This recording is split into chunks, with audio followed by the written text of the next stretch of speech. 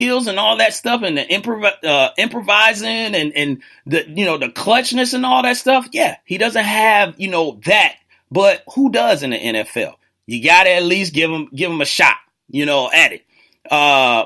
That boy Chucky said, well, at least his name is Brett, so a QB's name. Yeah, you're right. At least he's Brett, but they will, in my Dick Vermeil voice, they will rally around Brett Hundley and they will play good football. So that's what we'll be watching. But I think the Pat will be all right. Now they're pretty much at the 4-2 right now with the Minnesota Vikings, so they share the top. I do think they will take a step back. It will be harder to win the NFC North for the Packers. I had them winning the NFC North when I was doing my predictions. So with this hit, obviously, it's going to be a struggle. The struggle is going to be, can he utilize these wide receivers that Aaron Rodgers was using? Look, don't think he's not trying to get them the ball, but they're going to put in a basic plan for him. They're going to make sure that he doesn't try to be Aaron Rodgers because no one can. So don't do that. Use what he does well. And last week was a hard situation. You come in with no reps, and then you got to play one of the top defenses early in the first or second quarter whenever Aaron Rodgers went down. That's not easy to do. So last week, you just throw it out the window. Doesn't count. Doesn't count at all. We go from here and we'll see what happens. Matt Farrell said, give Hundley a chance, especially with having taken more snaps and a week of preparation. Exactly, Mr. Farrell. That's exactly what I'm talking about. So you got to get him a chance. So shouts out to my man Sluggo, who also has jumped in the building, and shouts out to Georgia State this weekend. They got their homecoming. So I know Sluggo probably excited about that. Down here in the ATL, Georgia State, them Panthers. That boy Chucky said Minnesota Vikings got the North sewn up now, I think.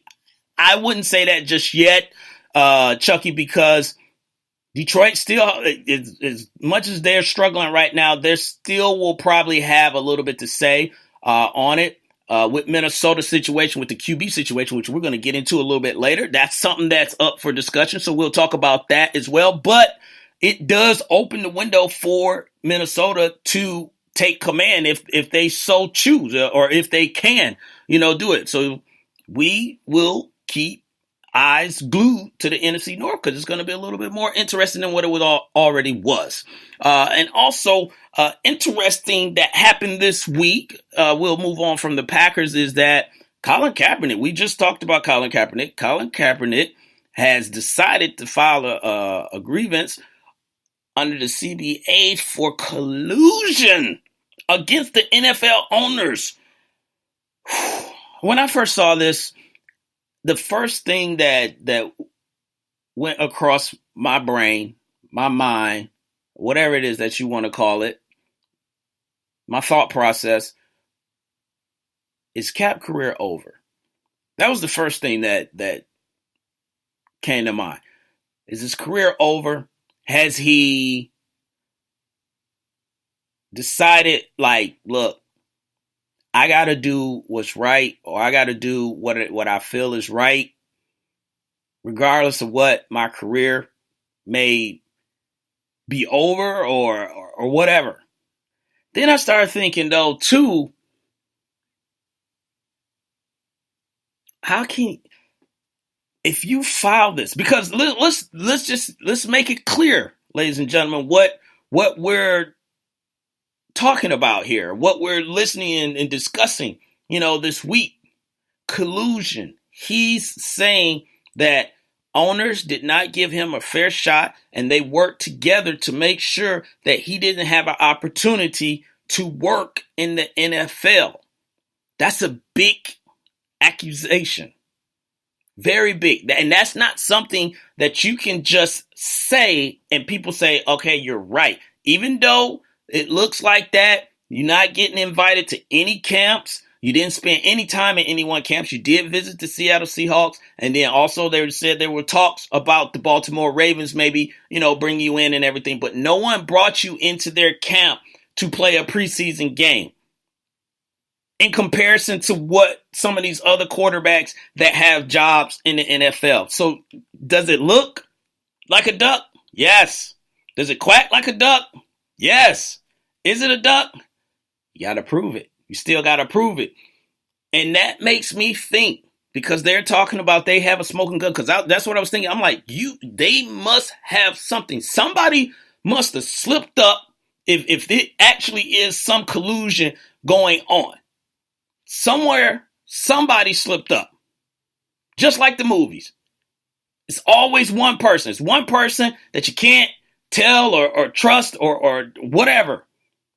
And for them to file this collusion thing, I'm like, this thing is about to really heat up. I don't know if this is the best timing for it, with the NFL talking about, actually sitting down with owners and having these discussions about the whole reason why Kaepernick, was kneeling during the anthem, to bring up the whole social society injustice, stuff that happens to people in this country that's not fair. Not just, black folks or anything like that, just things that's just wrong. Because it may divert from what the ultimate task is. They may roll with this and then try to divert the attention to say, okay, now we're on this. Let's not focus on these social injustices. Let's not do that. Let's focus on something else, and we get away from it. But the man got to do what he feels is right, so I'll respect that. But as of right now, I just think he's went ahead and decided, like, I probably won't play football anymore, so I need to not in the NFL at least, because even let's say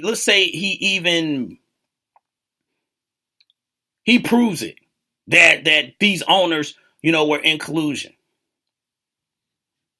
Does that automatically give him an opportunity at a job? And then the other thing is, how is it going to be looked at in that operation? Because let's just be honest, where we live, everyone's not going to look at it and just be like, hey man, he did what he had to do. No, they're going to look at it as, he's a traitor, he's whatever, he's this, he's that. They're going to give him names. Some people are going to praise him, but some people are going to have a problem with it. So I don't know. I really don't know. I wish I had the answer, but I'm waiting to go further into this, because I want to see, where this whole collusion thing goes, what information that they have, what is being brought to the forefront, so we get a better understanding. Because if you got the punchline or the X factor, and it will, like something like how Watergate went down. You just had where it shifted everything. If you got something like that, that's what I'm waiting on, because I want to get names. I want to find out who's involved with this, who orchestrated it, maybe who led it. I don't want to see it to be ugly, but if that actually did happen, it's something that needs to be known, man. Something that needs to be known. Mac Farrell said, don't trust the league and the owners. It's all smoke and mirrors to save face and pacify the players. And he also said Kaepernick's suit will help the players when it comes to the CBA. So this Mac Farrell has a point with the CBA when it comes to negotiating time, is that if it is proven that it is collusion, this will take a hit on why the owners should be trusted. This will take a hit on, maybe they get more guaranteed contracts, not fully, but maybe a little bit more guaranteed contracts. I don't know, but this is going to play a big part. So I'm very interested in to see, how this thing, plays out. I'm just really wondering how they're going to prove it. You have to have a smoking gun. Have to. There has to be, like, on point, I's dotted, T's crossed, and it's going to be around for a second. This is going to be, I think we'll be talking about this well into 2018 about this collusion thing, and unless the owners just totally blow it out of the water. But I hope nothing is made up. I hope nothing is, fabricated or anything like that. I just want to get to the bottom of it, and I want to get the truth. I just want to find out what the truth, is of that whole situation. And speaking of truth, the truth of the matter is right now is that Teddy Bridgewater, that guy, Louisville quarterback, former Louisville quarterback, current rostered Minnesota Viking quarterback. What's up, 334 Bama boy that just jumped in? Is coming back to start practicing. Now, he's not back to play yet, but I talked about this a couple weeks ago with the whole Sam Bradford thing. Remember, Sam Bradford played, I think that was a Monday night game or Sunday night game, whatever it was. He played a late game. I think it was Sunday night. And he wasn't ready. And he's already been out for a game. He was out for game 2 with a knee issue. Then he tried to play again, and he didn't look good. Case Keenum came in there and took over, helped the Vikings win. Teddy coming back. I told y'all, with Teddy coming back, that put some pressure on Sam Bradford because he knew, look, I don't know where this guy is, but if I don't get back in Case Keenum, because let's be real, the Minnesota Vikings, they'll ride with Case Keenum, but if they get Teddy back and he's ready to go, or Sam Bradford and he's ready to go, they're going to sit Case Keenum back on the bench. The only way they ride Case Keenum is if they win 5 or 6 in a row and they just say, you know what, we're going to go with the high hand. But I don't know. I don't see that happening. So Teddy Bridgewater coming back is going to start a controversy at the quarterback position. I'm going to say it again. Teddy Bridgewater coming back is going to start a controversy at the quarterback position for Minnesota. It's not a good problem to have, especially losing Dalvin Cook, and now you're depending on Latavius Murray and Jerick McKinnon. That wasn't the plan. That was never the plan. Once when Dalvin took over and he was ready to go, Minnesota was ready to go. But you need your quarterback. Which one is it going to be? Did Teddy still got it? Does he have anything in the tank? He's pretty much been out a year at this point, I think. Sam had some good games, but once again, the thing that is always hanging over Sam Bradford's head is the injury bug. The injury bug gets him, seems like every time.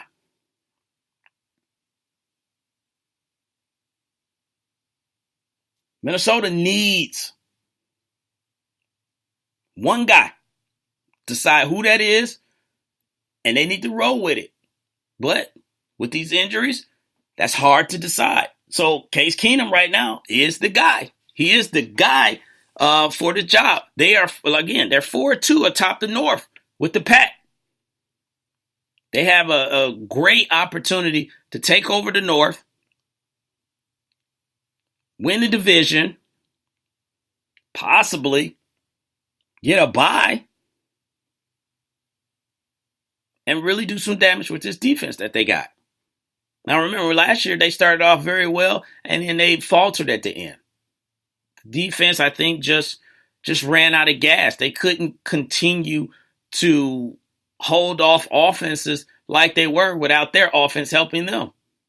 And they had some help at the line. The line got better. Then, the running back situation got better. We already talked about AP, they stepped away from him. He went to New Orleans. Now he's in Arizona and all that stuff. But Teddy Bridgewater coming back is going to make it a little bit confusing. What do you do? What do you do if Teddy is ready to go?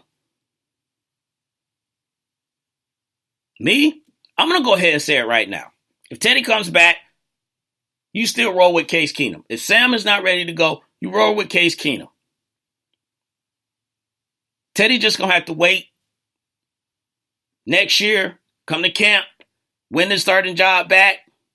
Because at this point, if Teddy goes out there and he's forcing something and he's just not what he was, he's not doing you any good. I don't want to take that chance if I'm the Vikings. But you never know. never know. And you never